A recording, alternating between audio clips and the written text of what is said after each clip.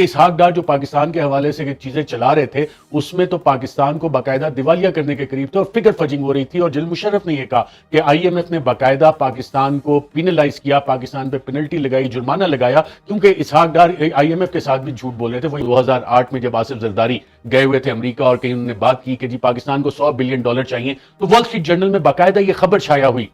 کہ ٹھیک ہے آصف زرداری نے جو بات کی ہے بہت اچھی بات ہے اور پاکستان کو $100 بلین دیے جا سکتے ہیں اگر وہ اپنے نیوکلیئر پروگرام جو ہے اس کو ختم کر دے، اس میں جتنی ٹیکنالوجیکل بیس ہے اس کو ختم کر دے۔ اور کارگل پہ جو ہم نے باقاعدہ طور پہ ایک فوجی فتح حاصل کی تھی، گراؤنڈ کے اوپر فتح حاصل کی تھی، وہ ہم نے مذاکرات کی میز پہ جا کے ہار دی۔ نواز شریف نے وہ جو وکٹری تھی، ایک فوجی فتح تھی، اسے کنسیڈ کر دیا اور بعد میں پبلکلی کہتے رہے کہ نہ دیکھیں جب ہم تو انڈیا سے اچھے تعلقات چاہتے تھے اور جنرل مشرف نے میری پیٹھ میں چھرا گھوم دیا۔ ہیلو دوستو، میں ہوں رضوان سلطان اور آپ دیکھ رہے ہیں میرا ڈیجیٹل چینل۔ دوستو، ارشد شریف کو اللہ پاک نے ایسی معرفت دی تھی، ایسی ذہانت دی تھی، ارشد شریف بہت سی سازشوں کو چند لمحوں میں بے نقاب کر دیتے تھے۔ مطلب ایک سازش کہاں سے شروع ہوئی اور کہاں پہ ختم ہوئی ارشد شریف چند منٹوں میں دلائل کے ساتھ بتاتے تھے۔ یہی ویڈیو آج میں آپ کو دکھانے جا رہا ہوں جس میں ارشد شریف نے بتایا کس طرح سے یہی امپورٹڈ سرکار 1998 سے لے کے اب تک پاکستان کو ڈیفالٹ کرنے میں، پاکستان کو ناکام بنانے میں سازشیں کر رہی ہے، اور کس طرح سے آصف زرداری نے 2008 میں اٹامک پاور کو بیچنے کی کوشش کی چند ڈالرز کے لیے، چند ٹکوں کے لیے۔ آئیے ان کی ویڈیو سنیے، اس کے بعد اس پہ تبصرہ کرتے ہیں۔ پاکستان کو جس طرف لے کے جایا جا رہا ہے اس کی ایک انڈیکیشن جب صدر جو بائیڈن نے بیان دیا کہ پاکستان دنیا کا خطرناک ترین ملک ہے اور پاکستان کے نیوکلیئر اثاثوں کے حوالے سے انہوں نے سوال اٹھایا، ان کی کوئیشن، ان کے سیکیورٹی میکینزمز کے حوالے سے، تو وائٹ ہاؤس نے باقاعدہ طور پہ اپنی ویب سائٹ پہ یہ بیان جاری کیا تھا اور اس کے بعد پاکستان میں اس پہ خاموشی رہی، کیونکہ ہم لوگ تو مصروف تھے کہ اپنے سینیٹرز کو اٹھا کے ان کے کپڑے اتارنے، تشدد کرنا ہے، سوشل میڈیا ایکٹیوسٹ کو اٹھانا ہے، اور جب سوشل میڈیا پہ یہ والا بیان آیا اور اس حوالے سے سوالات اٹھنے شروع ہوئے کہ یہ کیا ہو رہا ہے، تو پھر دفتر خارجہ کو جگایا گیا۔ پھر بلاول بھٹو نے بھی ایک پھسپھسا سا بیان دیا، لگ یہ رہا تھا کہ وہ امریکی صدر کی زیادہ نمائندگی کر رہے ہیں بجائے اس کے کہ پاکستان کی نمائندگی کر رہے ہوتے۔ اور اس حوالے سے ناظرین جو چیزیں اب سامنے آئی ہیں کہ وائٹ ہاؤس نے دوبارہ کلیریفائی کیا ہے کہ امریکہ چاہتا ہے پاکستان ایک مضبوط ملک ہو۔ اب عمران خان نے جو کل پریس کانفرنس کی تھی اور اس کے بعد ایئر وائی کے پروگرام میں خاور گھومن کے ساتھ بھی بات کرتے ہوئے جن خطرات کا ذکر کیا، سیکیورٹی خطرات کا، وہ انتہائی سنگین ہے پاکستان کو، اور میں آپ کو کوشش کروں گا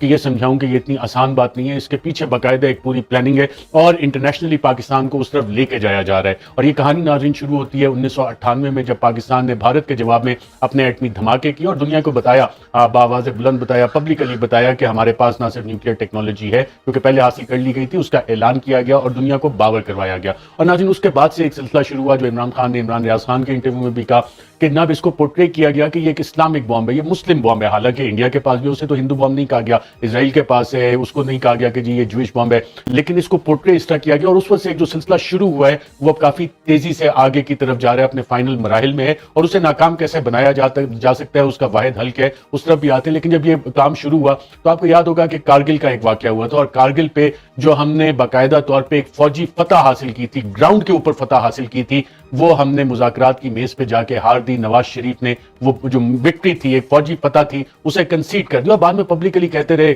کہ نہ دیکھیں جب ہم تو انڈیا سے اچھے تعلقات چاہتے تھے اور جنرل مشرف نے میری پیٹھ میں چھرا گھوم دیا، لیکن اس فوجی فتح کو اور شکست میں نواز شریف نے تبدیل کیا۔ اور جب ایٹمی دھماکے ہوئے تھے اس وقت نواز شریف بھاگے بھاگے بل کلنٹن کے پاس بھی گئے تو جو کہتے ہیں جی $4-5 بلین کی آفر ہوئی، وہ پکڑنے کے چکر میں تھے، لیکن اس وقت پوری پاکستانی قوم کا جو موڈ تھا، سب نے بآواز بلند کہا کہ ہمیں انڈیا کا منہ توڑ جواب دینا ہے، اور نواز شریف کے ہاتھوں سے بیونڈ تھی یہ چیزیں جو کہ انہوں نے کہا بھی وہاں جا کے کہ جی دیکھیں یہ اس طرح کے حالات ہیں، میں تو نہیں چاہتا لیکن پریشر میرے اوپر بہت زیادہ ہے۔ وہاں سے ناظرین جب 1999 میں جنرل مشرف نے ٹیک اوور کیا تو اس وقت آئی ایم ایف کا شوکت عزیز اور ساری چیزیں جب سامنے آئیں کہ اسحاق ڈار جو پاکستان کے حوالے سے چیزیں چلا رہے تھے اس میں تو پاکستان کو باقاعدہ دیوالیہ کرنے کے قریب تھے اور فگر فجنگ ہو رہی تھی، اور جنرل مشرف نے یہ کہا کہ آئی ایم ایف نے باقاعدہ پاکستان کو پینلائز کیا، پاکستان پہ پینلٹی لگائی، جرمانہ لگایا، کیونکہ Ishaq Dar I am F کے ساتھ بھی جھوٹ بول رہے تھے۔ وہی اسحاق ڈار جو ابھی دوبارہ آئی ایم ایف کے ساتھ نیگوسیشنز کرنے گئے ہوئے تھے اور سنا ہے کہ خالیات واپس آ رہے ہیں، اور اکنامک جو پاکستان کی معاشی صورتحال تھی اس کے بعد جنرل مشرف کے دور میں اسے نکالنے کی کوشش کی گئی، کافی سارے اقدامات لیے گئے، اکانومی کے بہتر کیا گیا، اور اکانومی جو شوکت عزیز نے اقدامات لیے جو اس میں مڈل کلاس تھی اس کو بھی کچھ بینیفٹس وغیرہ آنے شروع ہوئے۔ لیکن اس کے بعد ناظرین جو یہ سلسلہ تھا اس میں کوشش یہ کی گئی کہ اس طرح سے تو وہ کام نہیں ہوا معاشی طور پہ، اور آج اگر آپ پاکستان کو دیکھیں تو آپ کو معاشی تھریٹس بھی باقاعدہ طور پہ معاشی خطرہ آپ کے سر پہ منڈلا رہا ہے کہ پاکستان انٹرنیشنلی کہیں ڈیفالٹ نہ کر جائے. موڈیز کی اس حوالے سے رپورٹس آ رہی ہیں, پریڈکشنز آ رہی ہیں, پاکستان کے سوورن بانڈ جو ہیں ان پہ جو انٹرسٹ ریٹ اور اس کی جو قیمت انتہائی گرتی جا رہی ہے عالمی مارکیٹ میں, اور سب کہہ رہے ہیں کہ پاکستان جو ہے بڑی تیزی سے سری لنکا والے راستے پہ جا رہا ہے. اور عمران خان نے یہی ذکر کیا کہ وہاں پہ اور یہاں پہ فرق یہ ہے کہ یہاں پہ ایک سیاسی جماعت ہے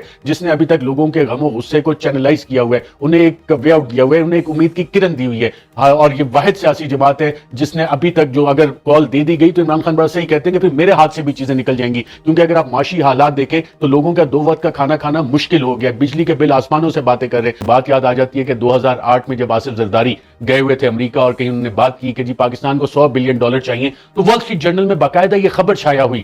کہ ٹھیک ہے آصف زرداری نے جو بات کی ہے بہت اچھی بات ہے اور پاکستان کو $100 بلین دیے جا سکتے ہیں اگر وہ اپنے نیوکلیئر پروگرام جو ہے اس کو ختم کر دے, اس میں جتنی ٹیکنالوجیکل بیس ہے اس کو ختم کر دے. اور نہ صرف یہ, پاکستان کو ہم جیسے F-35 طیارے, اپاچی ہیلی کاپٹرز اور باقی ساری چیزیں بھی ہم امریکہ دے سکتے ہیں. اور یہ باقاعدہ 2008 کا یہ آرٹیکل چھپا, یہ پروپوزل سامنے آیا اور اس کے بعد اس پہ متعدد بار کام بھی ہوتا رہا. آپ مختلف جو تھنک ٹینکس ہیں اس میں یہ چیزیں چھپیں کہ پاکستان کا نیوکلیئر پروگرام جو ہے انتہائی کمزور ہے. نہ صرف یہ, جو نیشنل انٹیلیجنس ایسٹیمیٹس امریکہ کیا ہے یہ پریڈکشنز بھی کی گئی کہ دیکھیں جی 2015 تک تو پاکستان نقشے پہ نہیں ہوگا دنیا کے, پاکستان کے مختلف حصے ہو جائیں گے اور انڈیا پاکستان پہ حملہ کر دے گا اور یہ اس طرح سے چیزیں ہو جائیں گی پاکستان کی انٹرنل انسٹیبلٹی کی وجہ سے, پولیٹیکل انسٹیبلٹی کی وجہ سے. اور وہ ڈینجرس مکسچر آج دوبارہ تیار کر کے رکھا گیا جس کی طرف صدر جو بائیڈن نے اشارہ دیا باقاعدہ طور پہ. ارشد شریف کی اس ویڈیو سے ثابت ہوتا ہے کہ جو لوگ یہ بکواس کرتے تھے کہ ارشد شریف فوج کے مخالف ہے اور ارشد شریف بغاوت کرتا ہے اور لوگوں کو فوج کے خلاف اکساتا ہے, ان لوگوں کے منہ پہ تمانچہ ہے, تھپڑ ہے.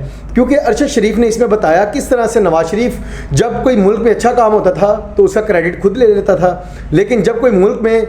اچھا کام نہیں ہوتا تھا تو سارا ملبہ فوج پہ گرا دیتا تھا. مطلب اگر ایٹامک پاور, ایٹامک دھماکے کروائے گئے تو نواز شریف نے کریڈٹ وہ خود لے لیا, حالانکہ وہ فوج کا اور عوام کا سارا اس میں کمال تھا. اور اگر کارگل کی جنگ میں جب کہ فوج جو ہے وہ جیت چکی تھی, نواز شریف نے ٹیبل پہ بیٹھ کے وہ جنگ ہروائی, تو اس میں نواز شریف نے سارا ملبہ کس پہ ڈال دیا, فوج پہ. تو یہاں سے ثابت ہوتا ہے کہ ارشد شریف جو ہے وہ فوج کے خلاف نہیں تھا. ارشد شریف تو ان کو بے نقاب کر رہا تھا, اور جو کالی بیڑیں گھسی ہوئی ہیں پاکستان کے اسٹیبلشمنٹ میں ان کو بے نقاب کرنے کی کوشش کر رہا تھا. اب یہ وہ نواز شریف ہے جس نے انٹرنیشنل سازش کے تحت پاکستان کو 1998 سے ڈبونے کا خواب دیکھا اور ایسی سازش رچی کہ اس کی آج خدا نہ خواستہ پاکستان آج اس مقام پہ پہنچ گیا کہ خدا نہ خواستہ پاکستان کسی بھی وقت پہ ڈیفالٹ کر سکتا ہے. ارشد شریف کے مطابق سارے کا سارا کیا درا جو ہے اس نواز شریف کا اور اسحاق ڈار کا ہے. اسحاق ڈار وہ ہے جس نے پہلے بھی IMF سے جھوٹ بولے اور غلط معاہدے کیے جس کی وجہ سے پاکستان کو بہت سے جرمانوں کا